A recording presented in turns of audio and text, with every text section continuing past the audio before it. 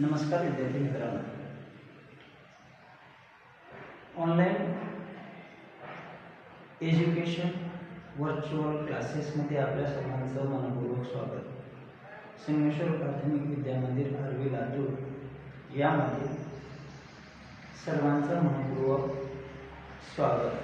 तर बाळांनो, आपण काल काय शिकलो?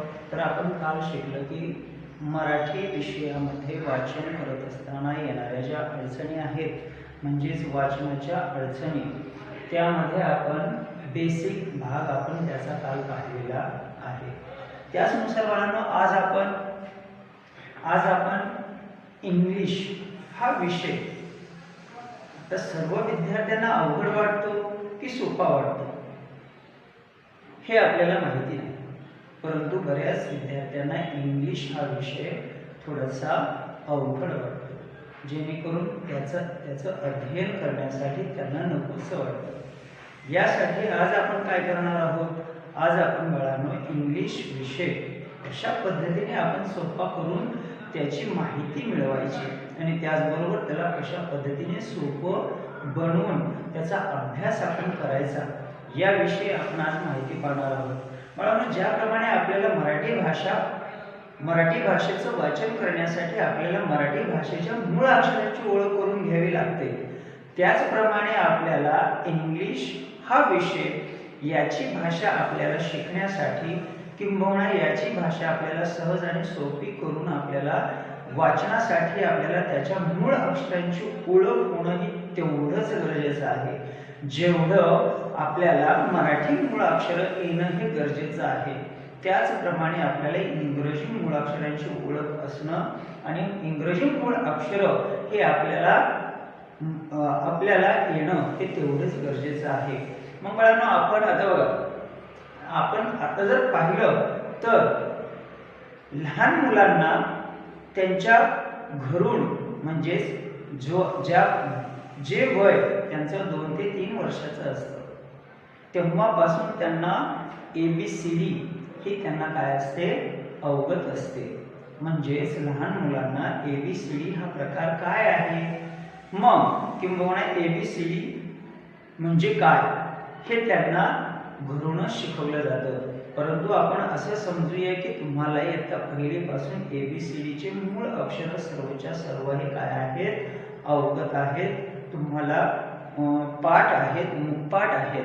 मग बाळांनो बघा, आता ही जी ABCD आहे, याचप्रमाणे बाळांनो आपण ज्याप्रमाणे आपण मराठी विषयाची बाराखडी जाणतो, त्याचप्रमाणे आपल्याला इंग्लिश विषयाची बाराखडी आज आपल्याला जाणून घ्यायची आहे. मग मी तुम्हाला काल शिकवताना सांगितलं की मूळ अक्षर, या मूळ अक्षरांचे 2 प्रकार असतात, एक स्वर असतो आणि एक व्यंजन असतो. त्याचप्रमाणे बाळांनो इंग्रजी या विषयात सुद्धा सेम आहे, त्याच प्रकारे आहे. यामध्ये सुद्धा काहीशी मूळाक्षर स्वर आहेत आणि काहीशी मूळाक्षर हे व्यंजन आहेत. मग या स्वरांचा व्यंजनाचा आपल्याला नेमका गोंधळ काय आहे याच्यामध्ये हे आपल्याला समजून घ्यायचं आहे. आता बघा, स्वर आणि इथं व्यंजन. आता बघा, हे अगदी सोपं आहे. आता मराठी भाषेतील स्वरांची संख्या ही एकूण 11 आहे, परंतु त्या मानाने इंग्रजी या विषयातील स्वरांची संख्या म्हणजे इंग्लिश याच्यातील मूळ अक्षरांतील स्वरांची संख्या ही किती आहे? फक्त 5 आहे. किती आहे? 5, ज्याला आपण 5 असे म्हणतो. मग ही 5 मूळाक्षर कोणती आहे? बघा, A, त्यानंतर E, त्यानंतर I, त्यानंतर O, त्यानंतर U. हे अशा स्वरूपाचे 5 हे काय आहेत? स्वर आहेत, म्हणजे स्वर मूळ अक्षरे आहेत. आणि त्यानंतर बाळांनो आहेत व्यंजन. मग आता AEIOU हे जे आहेत ABCDEFG to Z पर्यंत, यापैकी फक्त आपण 5 जर मूळ अक्षरे सोडली तर बाकीचे सर्वच्या सर्व काय आहेत? व्यंजन आहेत. मग बाकीचे व्यंजन आता कोणकोणते उरले बरं सांगा मला. तर बाळांनो बघा, उरलेले जे आहेत ते पण आपण इथं काय करूया, एक वेळ आपण लिहून घेऊया. आता हे हा काय आहे, स्वर आहे. याच्या नंतर काय तो बी, बी च्या नंतर सी, कारण इथं सी आहे का स्वरात नाही. मग व्यंजन काय आलं, बी सी. त्याच्यानंतर डी, त्याच्यानंतर ई, ई येतो, पण हा ई काय आहे, ई आहे स्वर. ई काय आहे, स्वर आहे. मग असे बाळांचे आपल्याला काय आहे, जसं की ते ई होता पण तो स्वर आहे म्हणून आपण लिहिलेला नाही. इथं काय आला, आय आला, तो पण स्वर आहे म्हणून आपण लिहिलेला नाही. म्हणजे ज्याप्रमाणे आपण ए पासून ते झड पर्यंत आता हे जेवढे काही उरलेले आहेत, जेवढे काही उरलेले आहेत अक्षर, ही सगळेच्या सगळे काय आहेत, व्यंजन अक्षरे आहेत. काय आहेत, व्यंजन. मग आता स्वर आणि व्यंजन, स्वर आणि व्यंजन यांचा आपल्याला ताळमेळ घालवायचा आहे. तो कशासाठी, ज्या पद्धतीने आपण मराठी भाषेतील बाराखडी पाहिली त्याप्रमाणे आपल्याला इंग्रजी या विषयातील बाराखडी पाहावयाची आहे. काय करायचे आहे, पाहावयाची आहे. मग आता हे झाले स्वर. मग बाळांनो आता हे स्वर आणि हे व्यंजन बरोबर आहे. आता यांच्या आधारे आपल्याला काय करायचे, आपल्याला इंग्रजीची बाराखडी पाहिजे. अगदी सोपी आहे. कशी आहे, अगदी सोपी.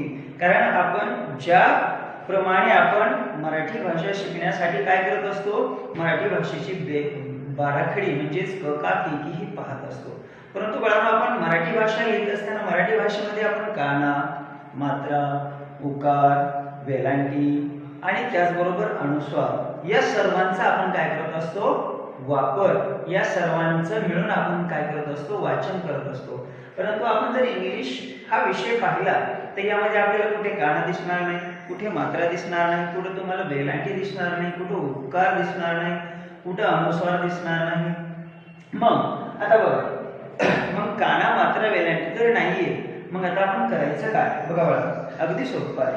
आता काना, मात्रा, वेलांटी जो आहे तो आपल्याला याच मूळ अक्षरातनं वापरायचा आहे. कशातनं वापरायचा आहे, या मूळ अक्षरातनं. आता तुम्ही म्हणाल सर कसं, तर बघा आता आपण पाहूया. आता आपले मराठीचे स्वर कोणकोणते आहेत, अ, आ, ई, ई, उ, त्याच्यानंतर उ, त्याच्यानंतर ए, आय, उ, औ,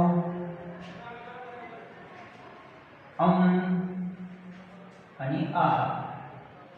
हे मराठीतील काय आहेत, स्वर आहेत. आता हे इंग्रजीमधील स्वर आहेत.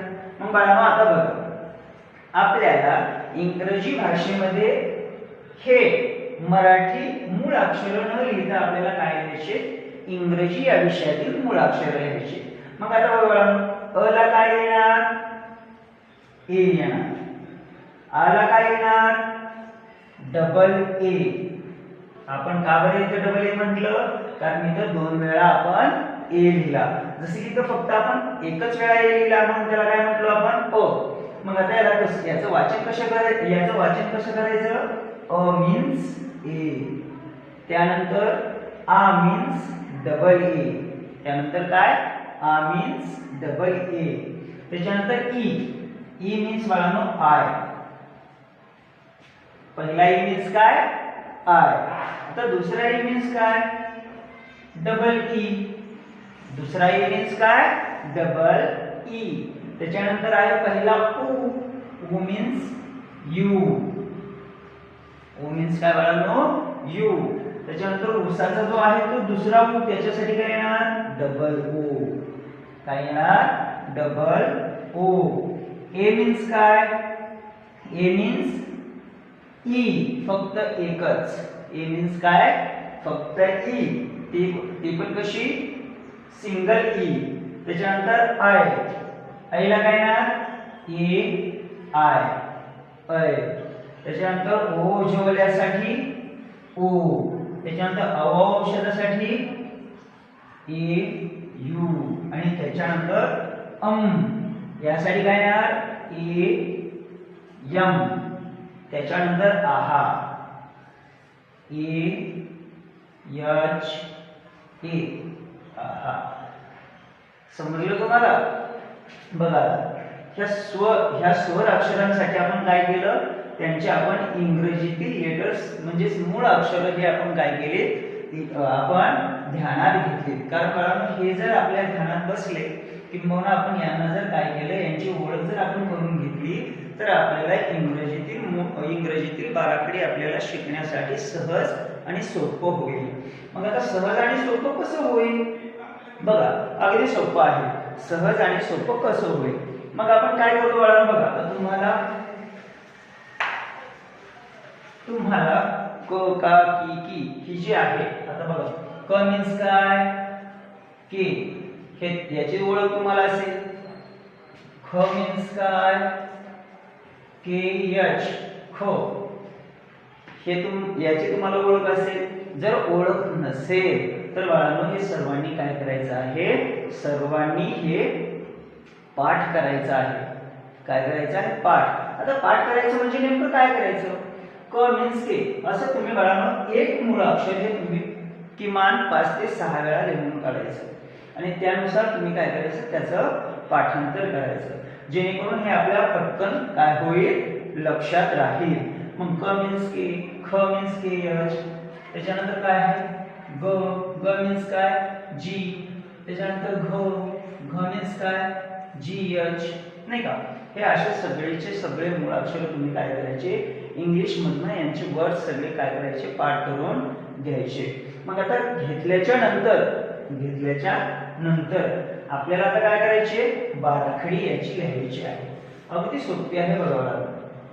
आता जसं की आपण मराठीतनं लिहितो कपाचा, त्याला काना दिला का, नाही का? काय झाला का झाला. त्याच्यानंतर काय झालं याला पहिली वेलांटी आली की, पुन्हा कला दुसरी वेलांटी दिली की झाली. त्याच्यानंतर कचा पहिला उकार कू, कचा दुसरा उकार कू, त्याच्यानंतर त्याच्यावर एक मात्रा, कवर एक मात्रा के, त्याच्यानंतर कवर 2 मात्रे काय, त्याच्यानंतर काय आहे कला एक कानावर एक मात्रा को,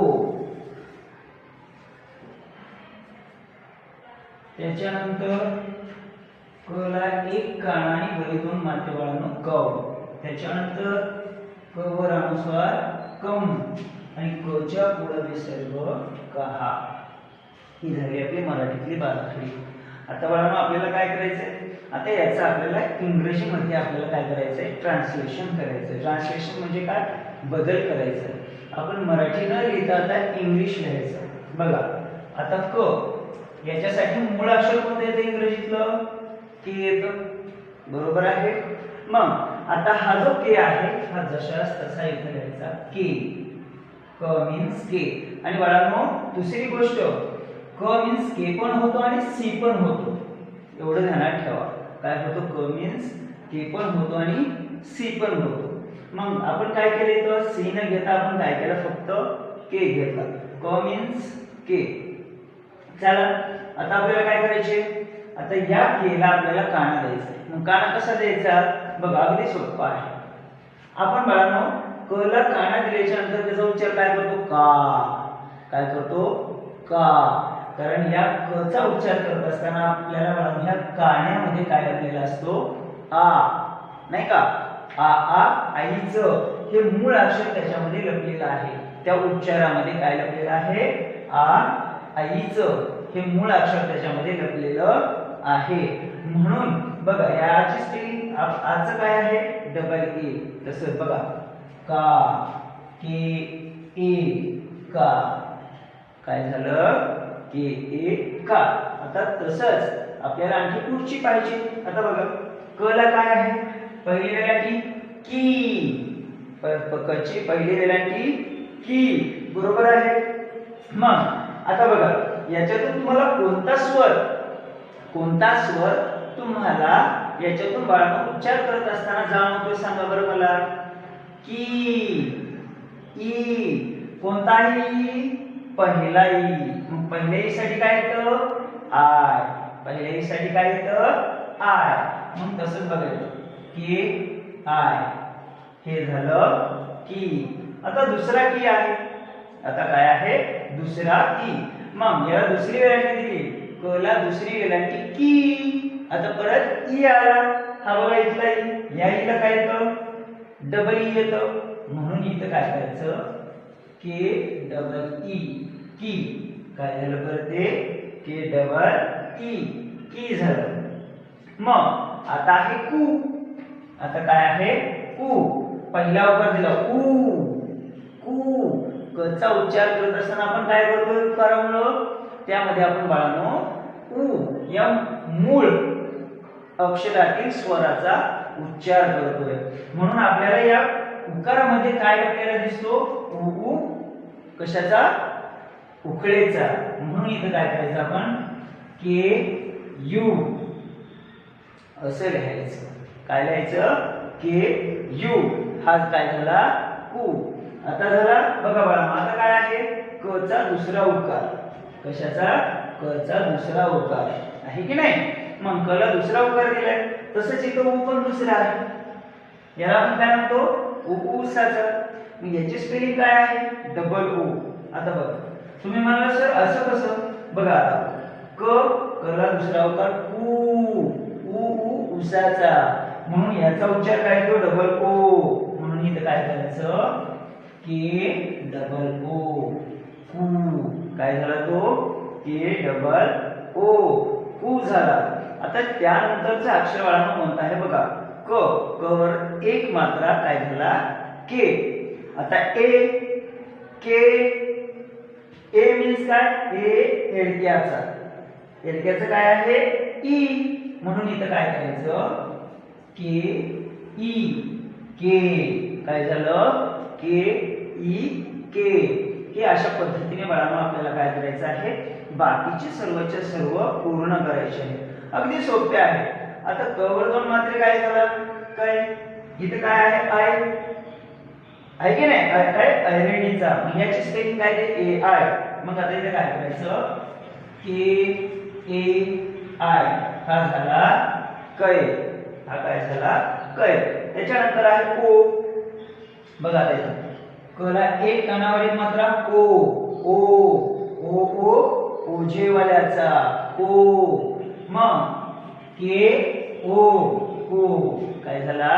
के ओ को. त्याच्यानंतर आहे आता कौ. त्याच्यानंतर काय आहे? कौ. औ औ औ औषधाचा. एक काना आणि दोन मात्र्यामध्ये काय लपलेला आहे? औ औ औषधाचा. औषधाचं. हे मूळ स्वर, हे मूळ अक्षर हे काय आहे बाळांनो? दडलेलं आहे, लपलेलं आहे. आणि आपण त्याच्या सहाय्याने त्या क चा आपण उच्चार काय करतो? कौ अशा प्रकारे करतो.